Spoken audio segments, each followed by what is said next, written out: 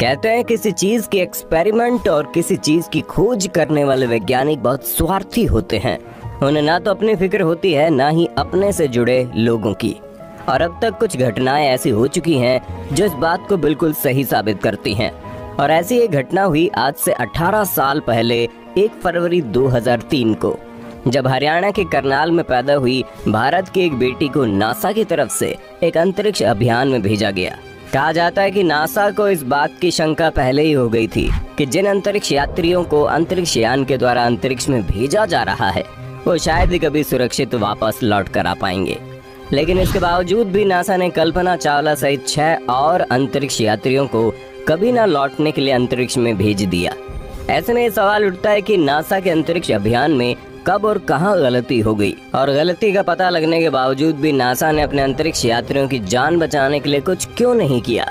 आज की इस वीडियो में हम आपको इन्हीं सवालों के जवाब को बहुत डिटेल में बताने वाले हैं कि कैसे एक टेक्निकल खराबी वाले अंतरिक्ष यान जिसमें 18 बार खराबी आई थी, उसी अंतरिक्ष यान से नासा ने अपने 6 अंतरिक्ष यात्रियों को अंतरिक्ष में भेज दिया था, जो वापस आते वक्त एक भयंकर दुर्घटना का शिकार हो गया।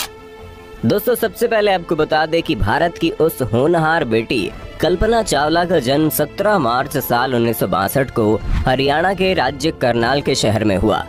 कल्पना चावला बचपन से अंतरिक्ष विज्ञान में बहुत ही अधिक इंटरेस्ट रखती थी और यही वजह है कि स्कूली शिक्षा पूरी करने के बाद साल 1976 में जब कल्पना चावला ने पंजाब इंजीनियरिंग कॉलेज से एरोनॉटिकल इंजीनियरिंग में बैचलर की डिग्री हासिल की, तो आपको जानकर हैरानी होगी कि इस डिपार्टमेंट से बैचलर की डिग्री हासिल करते वक्त वो अपने कॉलेज में इकलौती लड़की थी। बैचलर की डिग्री पूरी करने के बाद साल 1982 में कल्पना चावला अमेरिका चली गई और वहां के एक मशहूर संस्थान यूनिवर्सिटी ऑफ टेक्सास में एडमिशन लिया और वहीं से कल्पना चावला ने एरोनॉटिकल इंजीनियरिंग से अपनी मास्टर की डिग्री पूरी की। उसी वक्त कॉलेज के दौरान कल्पना चावला की मुलाकात एक अमेरिकी शख्स जिन पियरे हैरिसन से हुई, जिससे उसकी गहरी दोस्ती हो गई और साल 1983 को कल्पना चावला ने उससे शादी कर ली।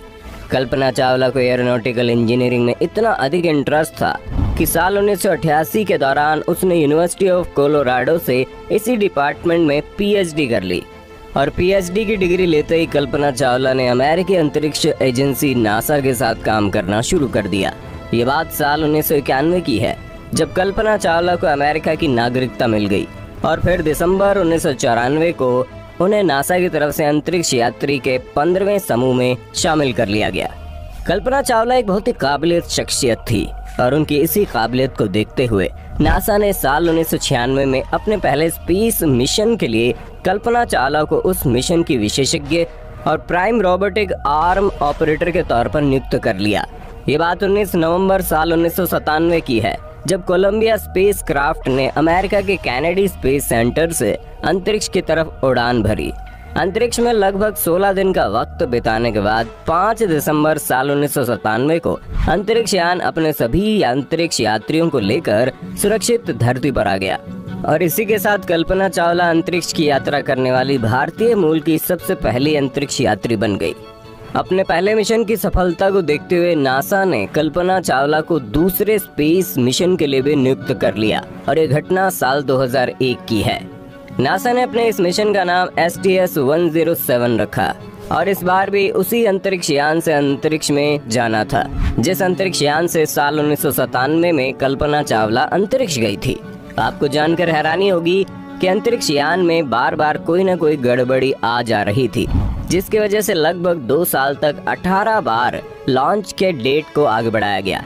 लेकिन 18 बार अंतरिक्ष यान में आई कमियों को ठीक करने के बाद आखिरकार 16 जनवरी 2003 को वो दिन आ गया जब अंतरिक्ष यान कल्पना चावला सहित 6 अंतरिक्ष यात्रियों को अंतरिक्ष ले जाने के लिए तैयार हो गया। 16 जनवरी साल 2003 को सुबह के वक्त अमेरिका के कैनेडी स्पेस सेंटर से अंतरिक्ष यान ने अपनी 28वीं और आखिरी उड़ान भरी। उड़ान भरने के बाद अंतरिक्ष में लगभग 15 दिन और 22 घंटे का वक्त बीत चुका था और अब वो वक्त करीब आ गया जब उस अंतरिक्ष यान को वापस धरती पर आना था। 1 फरवरी 2003 ये वही दिन था जब अंतरिक्ष यान पृथ्वी के वायुमंडल की तरफ बढ़ रहा था। तभी अंतरिक्ष में बैठे अंतरिक्ष यात्रियों को एक जोरदार झटका महसूस हुआ। ऐसा नासा में काम करने वाले एक शख्स ने अपने ब्लॉग में लिखा था। कुछ ही देर बाद उस यान में बैठे हुए अंतरिक्ष यात्रियों को सांस लेने में तकलीफ होने लगी। वे सभी अंतरिक्ष यात्री कुछ समझ पाते उससे पहले ही हवा के दबाव के कारण उनकी सांसें रुक गई और ऑक्सीजन की कमी के कारण सभी अंतरिक्ष यात्री बेहोश हो गए। अंतरिक्ष यान का अंदर का तापमान अचानक ही बहुत तेजी से बढ़ने लगा और इतना बढ़ गया कि उनके शरीर में मौजूद सारा खून उबलने लगा। कुछ वक्त के बाद अंतरिक्ष यान ब्लास्ट हो गया और अंदर बैठे सभी अंतरिक्ष यात्री हमेशा के लिए अंतरिक्ष में विलीन हो गए। नासा में काम करने वाले एक वैज्ञानिक अपने ब्लॉग में लिखते हैं कि पृथ्वी के वायुमंडल में प्रवेश करते उस अंतरिक्ष यान के इंटरनल स्ट्रक्चर पर बहुत ज्यादा दबाव पड़ने लगा। उस वक्त धरती से उस अंतरिक्ष यान की दूरी लगभग 63 किलोमीटर थी। तभी उस अंतरिक्ष यान से एक नारंगी रंग का गोला उभरा और कुछ ही देर बाद वो अंतरिक्ष यान एक सफेद लकीर में बदल गया। अंतरिक्ष यान में बैठे सभी 6 यात्री हमेशा के लिए इतिहास बन चुके थे और लगभग कई सालों का वक्त भी बीत चुका था, लेकिन किसी को भी इस बात की पुख्ता जानकारी नहीं थी कि यह हादसा कैसे हुआ। कई सालों तक सारी दुनिया यही समझती रही कि कहीं न कहीं क्रू मेंबर से कोई गलती हुई होगी, लेकिन जब नासा ने इस मामले में बारीकी से जांच की तो ऐसा सच निकलकर सामने आया जिसने सबको हैरान कर दिया। और नासा ने उस हादसे की वजह एक इंसुलेशन फोम को बताया। दोस्तों, आपको बता दें कि जिस अंतरिक्ष यान का इस्तेमाल करके अंतरिक्ष यात्री अंतरिक्ष की तरफ निकलते हैं उसमें बहुत ही अलग तरीके का ईंधन इस्तेमाल किया जाता है। आमतौर पर अंतरिक्ष यान में इस्तेमाल होने वाले ईंधन 2 तरीके के होते हैं। पहला लिक्विड फॉर्म में होता है, दूसरा हार्ड फॉर्म में। ज्यादातर अंतरिक्ष यान में लिक्विड फॉर्म वाले फ्यूल का इस्तेमाल किया जाता है, जिसमें ईंधन के तौर पर लिक्विड ऑक्सीजन और लिक्विड हाइड्रोजन का इस्तेमाल होता है। इन दोनों ही ईंधन के तापमान को मेंटेन रखने के लिए अंतरिक्ष यान को ठंडा रखना बेहद जरूरी होता है और उसी ईंधन को ठंडा रखने के लिए अंतरिक्ष यान को चारों तरफ से इंसुलेशन फोम से कवर कर दिया जाता है ताकि बाहर की गर्मी उसके अंदर ना जा सके। ये बिल्कुल वैसे ही काम करता है जैसे आपके फ्रिज के एक्सटर्नल लेयर के अंदर एक फोम का इस्तेमाल किया जाता है ताकि बाहर की गर्मी आपके फ्रिज के अंदर ना जा सके। आपको जानकर हैरानी होगी कि जिस इंसुलेशन फोम का इस्तेमाल रॉकेट को ढकने के लिए इस्तेमाल में लाया जाता है वो लगभग 3000 डिग्री सेल्सियस की गर्मी को झेल सकता है। लेकिन नासा के वैज्ञानिक की ब्लॉग की माने तो आखिरी बार जब उस अंतरिक्ष यान को लॉन्च किया जा रहा था तो उस वक्त उसके टैंक पर लगा हुआ एक इंसुलेशन फॉर्म का टुकड़ा टूटकर प्लेन की लेफ्ट विंग से टकरा जाता है, क्योंकि अंतरिक्ष यान के विंग को ही सबसे अधिक गर्मी सहनी पड़ती है। इसीलिए अंतरिक्ष यान के विंग पर और भी हाई लेवल के मटेरियल का इस्तेमाल किया जाता है ताकि बाहर की गर्मी अंदर ना जा सके।